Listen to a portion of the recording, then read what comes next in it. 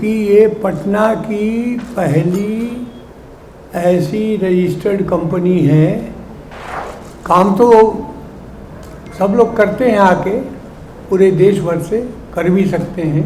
उसका लगभग 40 से 45% राज्य को वापस होता है,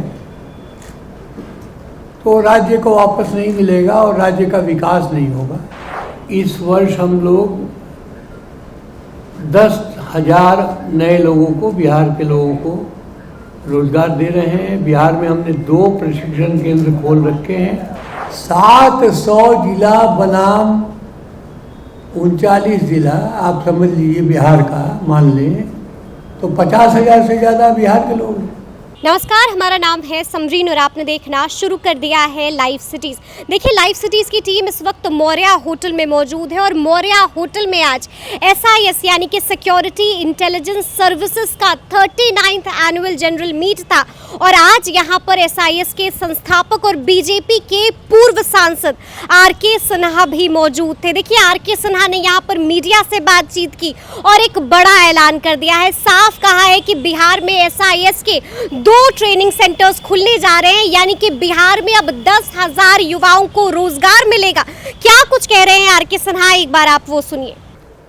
तो ये 39th एनुअल जनरल मीटिंग हमने आज किया है संपन्न पटना में, क्योंकि ये पटना की पहली ऐसी रजिस्टर्ड कंपनी है जो कि स्टॉक एक्सचेंज में लिस्टेड है। ये दुर्भाग्य की बात है कि बिहार और झारखंड में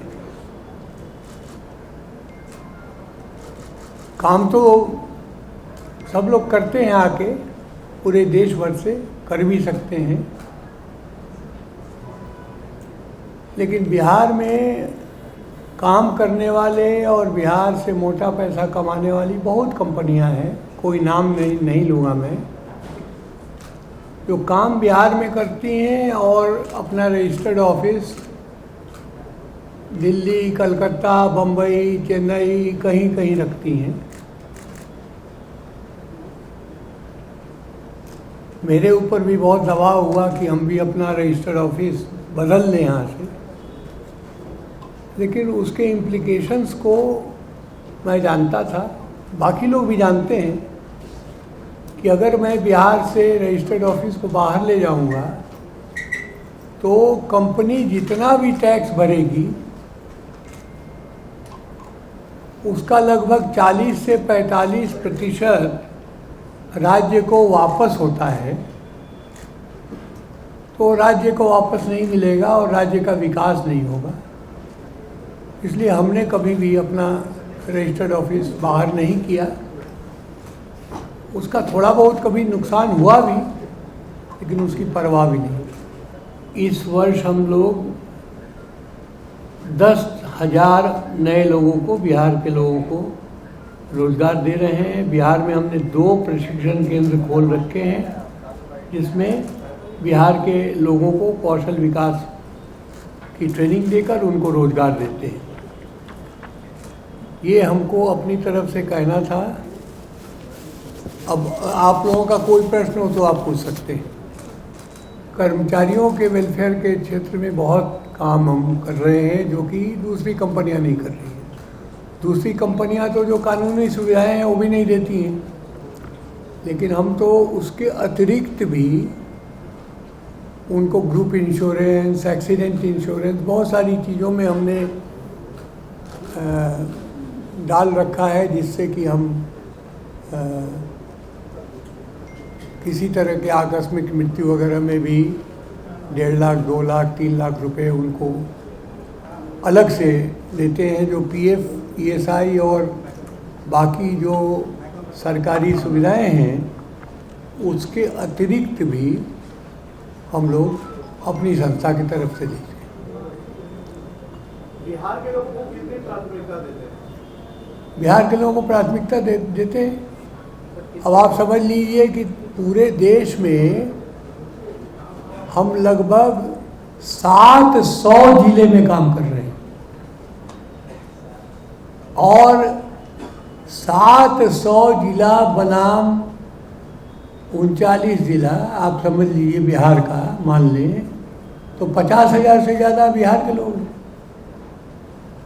तो आप प्राथमिकता का प्रतिशत खुद निकाल लीजिए। लेकिन निश्चित रूप से बिहार के लोग कहीं भी हमारे किसी भी कार्यालय में जाते हैं तो उनको प्राथमिकता तो हम देते ही हैं, क्योंकि ये बिहार की कंपनी है और हम खुल के कहते हैं कि हम बिहार को हम प्राथमिकता देते हैं। तो इसमें दुविधा वाली बात नहीं है। अपने अपने इलाकों में हमारे प्रशिक्षण केंद्र खोलने के लिए हमें सुविधाएं कुछ प्रदान करती हैं, तो निश्चित है कि यदि हम कहीं पर भी ट्रेनिंग सेंटर खोलेंगे तो उस ट्रेनिंग सेंटर में जो लोग रिक्रूट होंगे उसी इलाके के होंगे, प्रशिक्षण जो प्राप्त करेंगे उसी इलाके के लोग रहेंगे, तो उनको एश्योर्ड एम्प्लॉयमेंट मिलेगी, तो भी उसी इलाके के लोग रहेंगे। हाँ, वो ट्रेनिंग का पैसा, खाने का पैसा, वर्दी का पैसा वो देना पड़ता है। जो न्यूनतम है वो देना पड़ता है। तो वो चूँकि हम, लेकिन बहुत सारी कंपनियां अब स्पॉन्सर कर रही हैं, तो उसका खर्च वो कंपनियां देती हैं। ऐसा कई ऐसी योजनाएं हैं।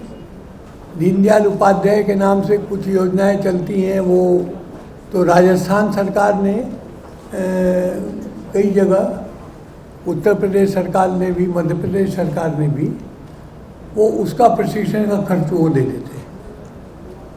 लेकिन अगर कोई कंपनी या कोई राज्य नहीं देती है तो उस बेचारे को देना पड़ता है, वो तो देना ही पड़ेगा। उसके नौकरी लगने के बाद हम उससे और नौकरी लगने के बाद उसको हम इंस्टॉलमेंट में उससे रिकवर कर लेते हैं।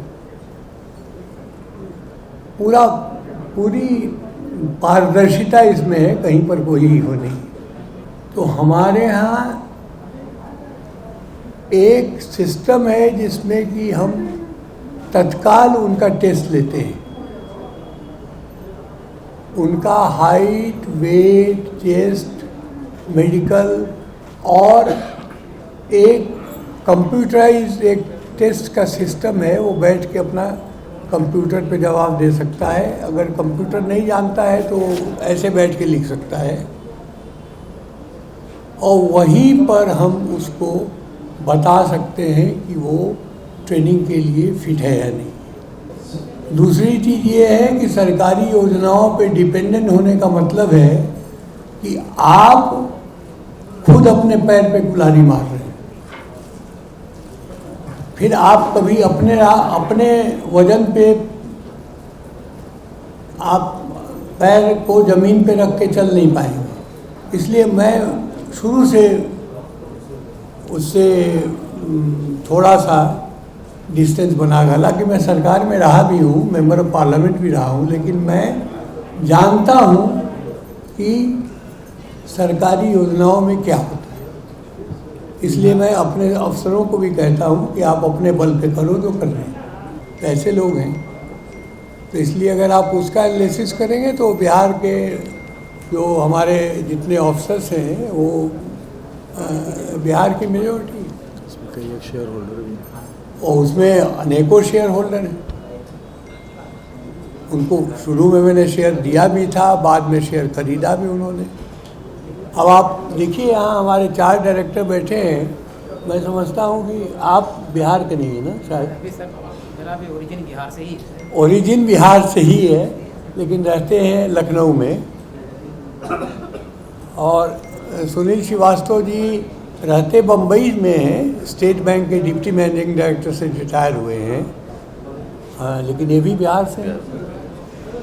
ये चीफ लेबर कमिश्नर थे भारत सरकार में, लेकिन अब लखनऊ में रहते हैं। तो मैं समझता था कि ये वहाँ के यूपी के हैं, लेकिन ये भी ओरिजिन बिहार के हैं। उदय सिंह जी ये रहते हैं बेंगलोर में, लेकिन ये इनका बिल्कुल खाँटी बिहारी हैं और इनके पिताजी भी बहुत प्रोमिनेंट डॉक्टर थे यहाँ के, और सब इनके बड़े भाई यहाँ ब्रिज कॉरपोरेशन के मैनेजिंग डायरेक्टर थे, तो सब है। पाटलिपुत्र कॉलोनी में मकान भी इनका है, आते जाते हैं तो कभी कभी वहाँ भी रुकते हैं। तो वो तो आप देखेंगे तो टॉप में वो तो वहीं है, उसमें कोई ये नहीं है। कुछ साउथ इंडियन भी हैं, बाकी लोग भी हैं, हम तो बैलेंस मेंटेन रखते हैं। लेकिन जो शुरू से जुड़े हैं लोग निश्चित रूप से आगे जाएंगे। तो सुना आपने क्या कुछ कहा है आर.के. सिन्हा ने। देखिए ये जो खबर है ये बिहार के लिए और बिहार के युवाओं के लिए एक बड़ी खबर होने जा रही है। तो इस तरह के तमाम अपडेट्स के लिए ऐसे ही आप हमारे साथ बने रहिएगा और देखते रहिएगा लाइव सिटी। शुक्रिया।